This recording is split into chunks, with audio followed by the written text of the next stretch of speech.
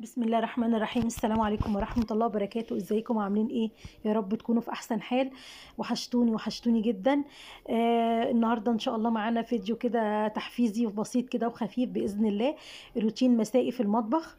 ان شاء الله مع بعض كده هنظبط المرخمات وهنظبط المطبخ بإذن الله. ان انا غسلت المواعين بتاعة الغدا زي ما احنا شايفين كده. ما حبيتش طبعا اوريها لكم يعني ولا اجيب المواعين وكده علشان الفيديو ما يطولش. وهمسك طبعا البوتاجاز زي ما احنا شايفين كده مطرح الاكل وتحضير الغدا وكده. همسك المواعين دي ارصها واظبط الدنيا كده ونظبطها مع بعض ان شاء الله. هنا معايا هنا كوبايه شاي. مطرح ما كنت شاربه يعني قلت بعد الغدا اريح شويه وشربت كوبايه شاي. وقمت بقى قلت اشوف ورايا ايه. هغسلها برده كده وهمسك المواعين بقى بتاعتي كلها. انشفها طبعا وارصها قبل ما ارصها انشفها كويس. وبعد كده ارصها في الدولاب. كل سنة وانتم طيبين. طبعا الأيام المفترجة الجميلة اللي هتهل علينا إن شاء الله. رمضان خلاص فاضل عليه أيام بسيطة. ربنا يعوده علينا وعلى المسلمين بخير يا رب. هنا بقول لكم فاضل حاجات بسيطة خالص في الحوض. هغسل الصفاية بتاعت الخضار وصفاية الأطباق. معايا البخاخة دي بقى مش قادرة أقول لكم بقى إيه جميلة قد إيه.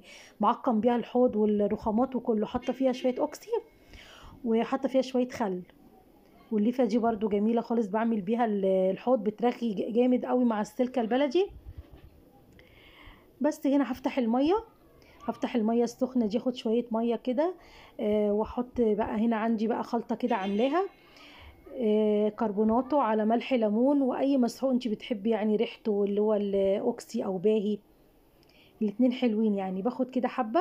انا بحطهم يعني كلهم على بعض بحضرهم. ولما بحب المع يعني البوتاجاز والحوض وكده. بصراحة بيخلوا الدنيا بتبرق زي الفل. خدت معلقتين كده وحطيت شوية خل عليهم. وهبتدي بقى بالسلكة كده ادعك اللي هي الاطباق اللي قصدي المصافي دي بتاعت الخضار بصفي عليها الخضار. هي البامبي دي.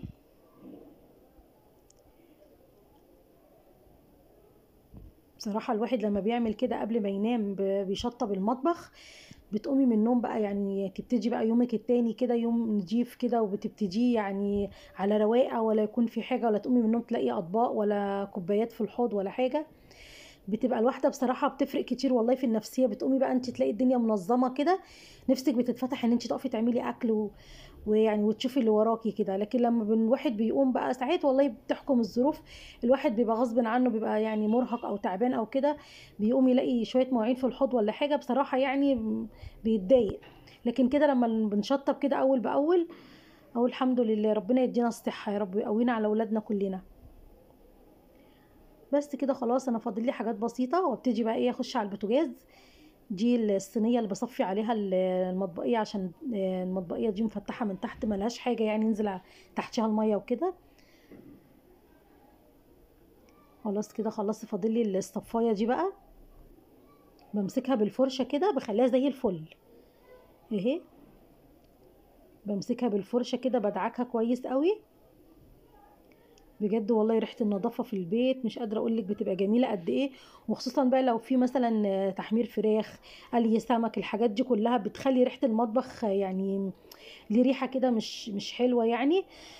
فلازم الواحد بعد كل دوت كده يعقم ويصبن المطبخ كويس قوي. علشان الروايح يعني ما تلزقش في الحاجه ريحه الاكل بتبقى يعني مره على مره بتبصي تلاقي المطبخ يعني زي ما يكون في زرنخه كده او ريحه الاكل بتبقى ماسكه في الحاجه. لكن لو صبنتي كده ودعكشي الحاجه اول باول بجد هتفرق كتير والله قوي. هنا بقى جينا بقى ايه للبوتاجاز. البوتاجاز ده فريش. البوتاجاز ده حلو وكل حاجه بس بقى الحوامل بتاعته بصراحه مزهقاني شويه. الحوامل اللي هي زهر تقيله. تقيله قوي. مش مشكله ان هي تقيله هي حلوه يعني محمله وكل حاجه بس بقى يعني بيبان فيها قوي طرطشه الزيت والحاجات دي وصعب شويه ان هي تطلع. بفضل بقى ادعك كده بالسلكه. افضل احك كده جامد جامد كده بالسلكه لغايه ايه ما بقى يعني ما بتطلع. بس الخلطه دي بصراحه جميله. ما ننساش طبعا واحنا واقفين كده بنستغفر كتير وبنصلي على حضرة النبي عليه افضل الصلاة والسلام. انا لبست جوانتي هنا لان في حته سلايه من السلكه بتاعه المواعين دخلت في صبعي فضايقتني. فخلي بالكوا بقى، عشان السلك البلدي ده بيبقى فيه حاجات كده صغيره كده بتخش بتضايق قوي. بس انا بصراحه يعني مش بحب الجوانتي. هو طبعا المفروض ان احنا نلبس جوانتي واحنا بنعمل الحاجات دي، بس انا مش بعرف خالص اشتغل بالجوانتي، لازم اشتغل بايدي. حتى تشوفوني دلوقتي قلعته، مش عارفه بصراحه اعمل حاجه بيه خالص. انا كنت جايباه لبنتي، يعني قلت لها لو وقفتي غسلتي لي مواعين ولا حاجه بالبسيه. او بص قلعته، مش بعرف خالص اعمل بيه حاجه. انا خلعت الزراير دي بتاعت البوتاجاز، برضو بديها غسله كده تحت الحنفيه. هو بصراحه الاستانلس بتاعه جميل قوي، من اقل حاجه بتلاقيه بيبرق كده وجميل. هي بس الحوامل اللي يعني بتاخد مجهود كتير يعني شويه. زي ما قلت لكم كده، في الايام الجميله ديت، الايام اللي ربنا يا رب يعودها علينا وعلى المؤمنين جميعا بخير. ما ننساش طبعا ذكر الله والاستغفار والصلاه على حضره النبي عليه افضل الصلاه والسلام. ربنا يبلغنا رمضان يا رب واحنا في احسن حال يا رب، ويرزقنا جميعا باذن الله كده من فضله الواسع. بس كده الرغوه دي كلها هي هتشوفوا معايا دلوقتي زي الفل اهي. بدخل الفوطه بقى في اللي هي الحتت اللي هي الغويطه دي بتاعت الفوين، علشان خلي بالك لو جت عليها ميه ما بتشتغلش، بتسدها.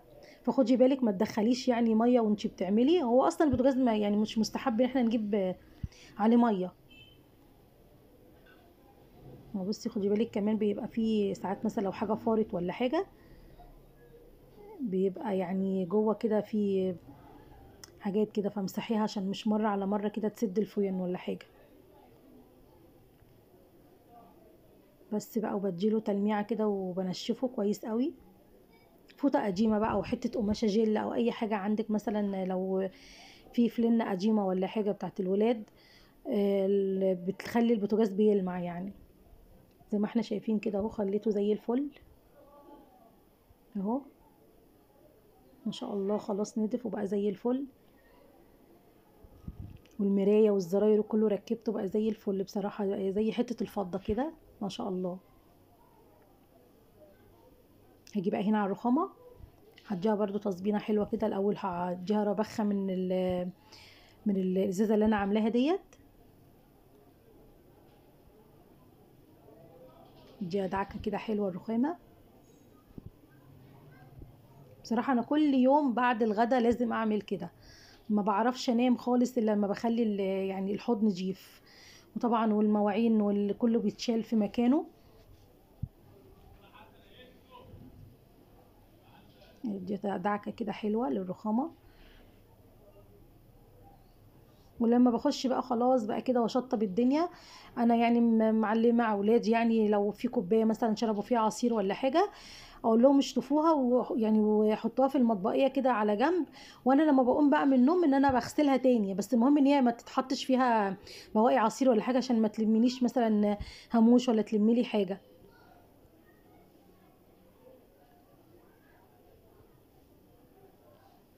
بس المساحه دي على فكره جميله جدا، بتسحب الميه كلها وبتخليه بدل ما تمسحي بالفوطه يعني، بتبقى برضو بتلمعه حلو قوي بتلمع الرخامه حلو قوي. خلاص اخر حاجه هنا جيت على الحوض. خلاص كده شطبنا الدنيا الحمد لله، ولا كأننا عملنا اي حاجه، ولا قلينا ولا عملنا اي حاجه كده. خلاص تمام الحمد لله كله خلص. بس كده. مش قادره اقول لكم بقى ريحه المطبخ جميله قد ايه. طبعا مسحت الارض طبعا، البوتاجاز اهو نضيف. بس ما جبتش معاكم يعني وانا بمسح الارض، عشان انا مش بعرف امسح بمساحه، لازم اطاطي يعني وامسح بايديا وكده. زي ما احنا شايفين كده خلاص كله تمام. اتمنى يكون الفيديو عجبكم وتكونوا اتشجعتوا معايا كده. زي ما احنا